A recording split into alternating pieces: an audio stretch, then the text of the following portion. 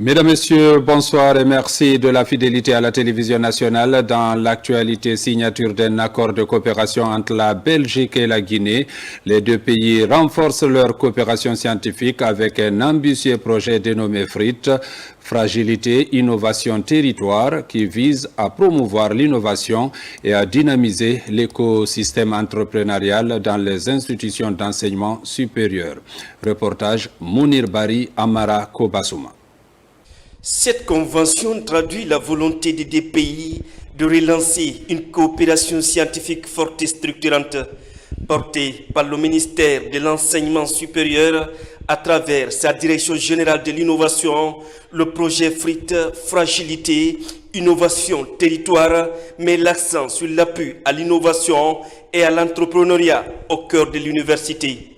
La structure d'enseignement en République de Guinée est que nous avons eu de moins en moins d'interactions avec le secteur privé, ce qui a une asymétrie d'information entre ce que nous faisons à l'intérieur des universités, selon le marché besoin en termes d'emploi et en termes d'entreprise.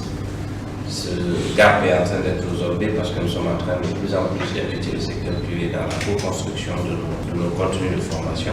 Enabel, l'agence belge de coopération et la direction générale de l'innovation s'allient pour mettre en place des espaces d'appui à l'entrepreneuriat, renforcer les compétences opérationnelles de jeunes entrepreneurs et créer un environnement favorable à l'innovation. Enabel a été à nos côtés pour prendre des engagements clés sur la mise en œuvre effective des innovations dans nos institutions d'enseignement supérieur. Donc cette activité aujourd'hui qui nous réunit a pour objet de sceller un partenariat effectif qui va durer sur les 2 années à venir, nous permettant de renforcer déjà l'écosystème d'innovation dans nos institutions, de déployer de nouveaux espaces d'innovation dans nos universités et également d'explorer tous les aspects liés à nos territoires de recherche anthropologique. L'un des grands projets, c'est le projet qui s'appelle FRIT, Fragilité, Innovation et Territoire, donc qui accompagne le ministère de l'enseignement supérieur, de la recherche scientifique et de l'innovation dans le cadre de l'écosystème innovation en République de Guinée, notamment au niveau des institutions d'enseignement supérieur. Le ministère de l'enseignement supérieur poursuit ses efforts pour faciliter l'insertion socio-professionnelle des jeunes diplômés. Déjà, plusieurs espaces d'innovation, des pôles vie universitaires et centres d'accompagnement sont fonctionnels au sein des établissements d'enseignement supérieur guinéens. Étudier aussi ailleurs pour mieux servir la Guinée, c'est le pari de nombreux jeunes Guinéens qui, grâce à la bourse Chevening, ont vu leur ambition franchir les frontières, fruit d'un partenariat dynamique entre la Guinée et le Royaume-Uni. Ce programme d'excellence est à nouveau sous les projecteurs avec une rencontre des anciens boursiers marquant le lancement de leur activité annuelle. Compte rendu, Marie-Angélique Bangoura. Arrivée en Guinée en 2014, la bourse Chevening, initiative du gouvernement britannique, a permis à une nouvelle génération de Guinéens de rejoindre les meilleures universités du Royaume-Uni. Mais au-delà du diplôme, c'est une mission qui se poursuit. Fédérés au sein d'une association active, les anciens lauréats mettent leur expertise au service du pays. Lors de leur rencontre annuelle, ils ont présenté un plan d'action ambitieux axé sur le mentorat, l'appui aux futurs candidats, la valorisation des compétences locales et le renforcement des partenariats. Ce que nous allons continuer à faire en tant qu'association, c'est justement faire la sensibilisation, c'est faire la communication autour du programme pour que le maximum de jeunes, le maximum de professionnels du secteur privé comme du secteur public soient informés, les accompagner à 2 phases. La phase déjà de la candidature, parce que la plupart ne savent pas comment candidater, parce que c'est aussi crucial, autant la soumission du dossier, mais aussi la préparation à aller défendre sa candidature devant un panel, un jury qui est constitué auprès de l'ambassade ici. Avec les Chevening Alumni, nous avons discuté du rôle qu'ils doivent jouer aujourd'hui dans le développement socio-économique du pays, que ce soit dans l'information, dans la formation, et dans l'encouragement des autres, non seulement à postuler pour ces bourses, mais à revenir contribuer au sein de la société, partager leur expérience au retour de leur formation. Parce que, vous savez, nous avons beaucoup de boursiers, quand ils partent, ils ne reviennent pas. Bien qu'une simple bourse, Chevening est un levier d'engagement citoyen et de leadership éclairé. L'ambassadeur du Royaume-Uni, présent à la cérémonie, a salué cette dynamique, soulignant l'importance de la diplomatie du savoir et des liens humains dans le renforcement de la coopération bilatérale. Chaque boursier s'engage à revenir en Guinée et à y contribuer pendant au moins 2 ans, et beaucoup vont bien au-delà. Les anciens boursiers sont aujourd'hui actifs dans l'administration politique, publique, l'éducation, le droit, la santé, l'entrepreneuriat et la société civile. Le passage au Royaume-Uni leur donnait des outils concrets et une perspective globale pour impulser des réformes durables en Guinée. Comme chaque année, les candidatures pour la bourse Chevening ouvriront en août. En coulisses, les anciens boursiers se mobilisent bénévolement pour accompagner les aspirants. Conseils, coaching, orientation, une chaîne de solidarité au service d'une ambition commune. Objectif, décrocher un master au Royaume-Uni pour former les leaders de demain. Et la Guinée peut déjà compter sur sa relève, version Chevening. Remise d'un important lot d'équipements de sonorisation à la jeunesse de la commune urbaine de Bokeh. L'idée vise à accompagner les jeunes dans la promotion de la culture, de l'éducation et du renforcement de la cohésion sociale. C'est le préfet de Bokeh qui a présidé cette cérémonie en présence des représentants de la jeunesse. Reportage Younoussa Tawel Kamara. Après les jeunes des autres communes urbaines du pays, c'est au tour de la jeunesse de Bokeh de recevoir des équipements de sonorisation avec accessoires.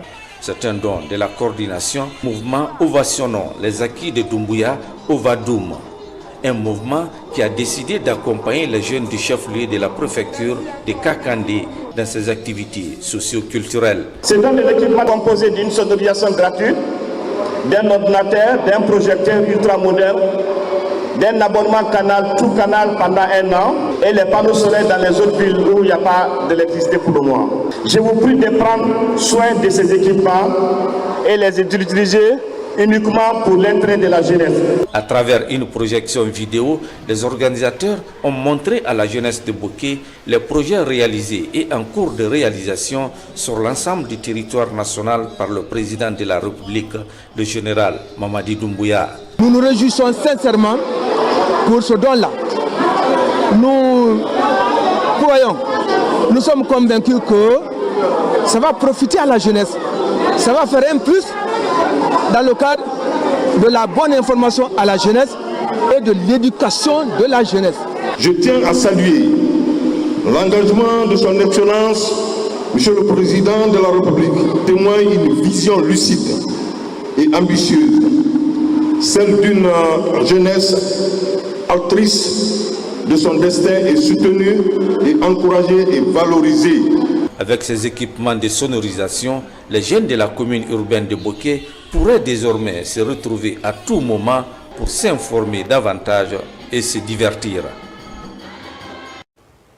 Soutien aux actions du CNRD toujours. Dans la commune de Gbessia, une rencontre grandiose a mobilisé toutes les couches socio-professionnelles pour soutenir les acquis du CNRD. Cette mobilisation coordonnée par les natifs de la Guinée forestière vise à unir tous les fils du pays autour d'un idéal commun qui est celui de la prospérité des Guinéens et de la réussite de la transition. Reportage Aboubakar Diaby, Mohamed Saliou Bangoura. Une effervescence au terrain de Gbessia. Cette mobilisation est l'expression de l'engagement des citoyens de la Guinée forestière à soutenir le général Mamadi Doumbouya. Organisé par le mouvement général Mamadi Doumbouya en marche, ce rassemblement a réuni acteurs locaux, associations de femmes, représentants de la mairie de Gbessia et la présidente du mouvement, tous unis autour d'un objectif commun. Notre mouvement, loin d'être un simple regroupement, est une plateforme d'action citoyenne, de mobilisation sociale et d'accompagnement du changement dont le but est de soutenir les efforts de transformation en cours de notre pays, unis autour des odieux de paix, de justice et de développement, portera des fruits bénéfiques pour notre comité, notre région et pour toute la Guinée. accompagner le président de la République, c'est un ouf de soulagement pour nous, tout en regardant les réalités qui se passent sur le terrain.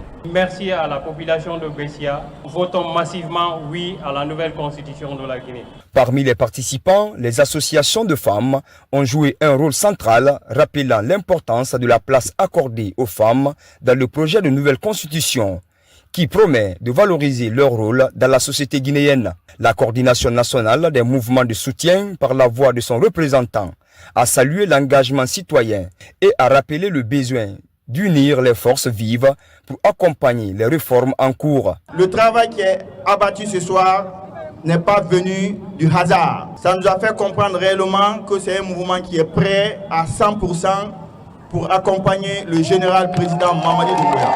Ceci dit, nous tendons vers le référendum.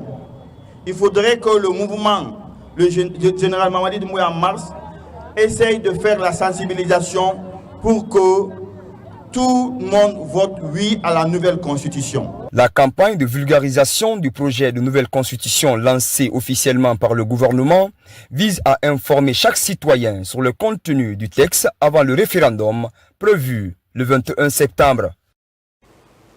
La synergie générale Mamadi Doumbouya en action, cette coordination poursuit la sensibilisation autour des acquis du CNRD et la vulgarisation de la nouvelle constitution.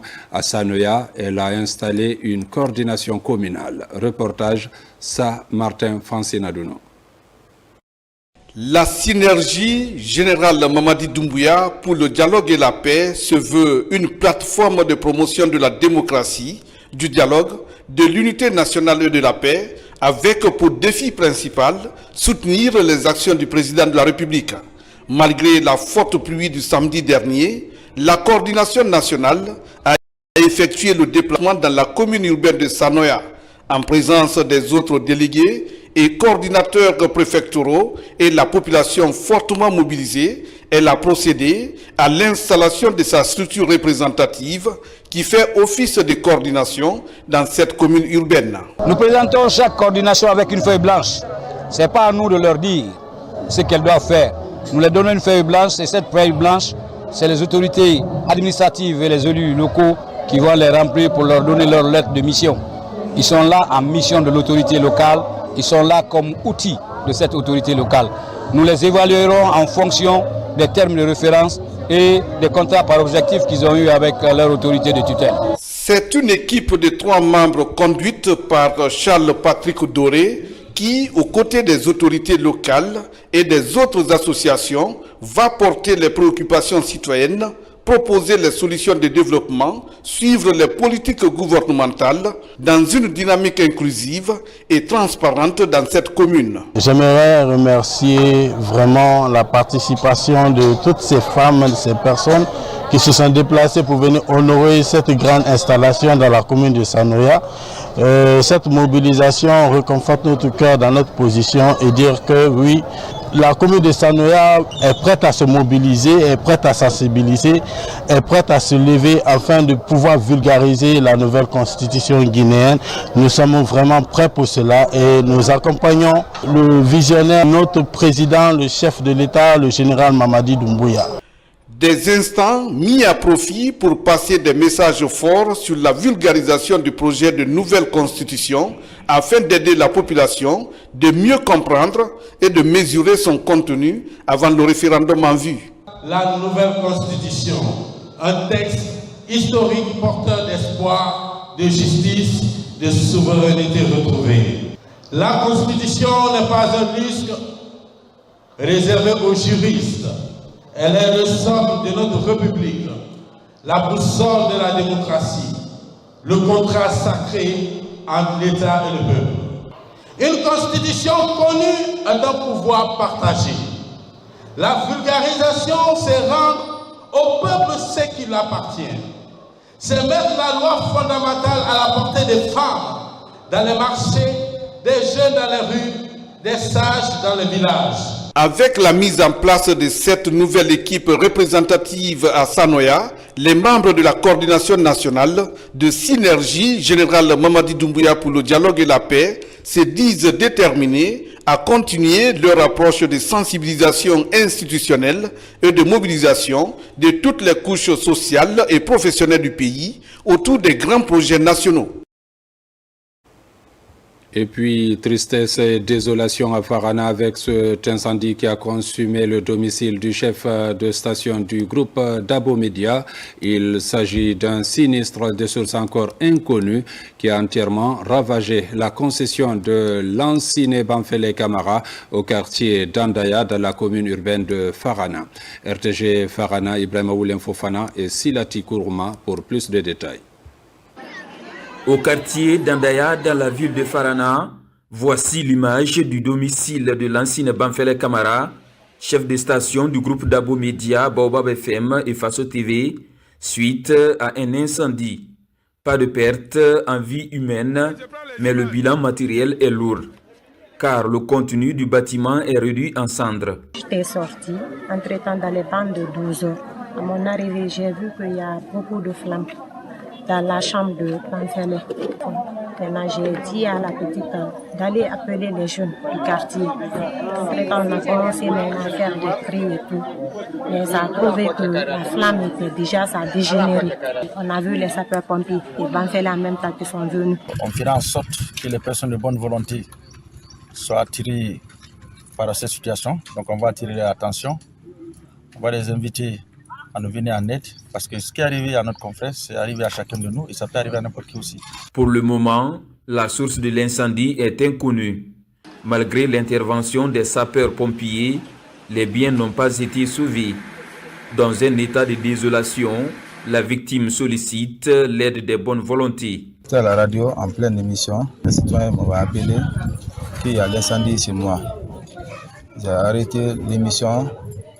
Et je suis venu chez moi, mais malgré le concours des citoyens et les sapeurs-pompiers, tous mes documents administratifs, mes dossiers et beaucoup de habits sont partis en fumée.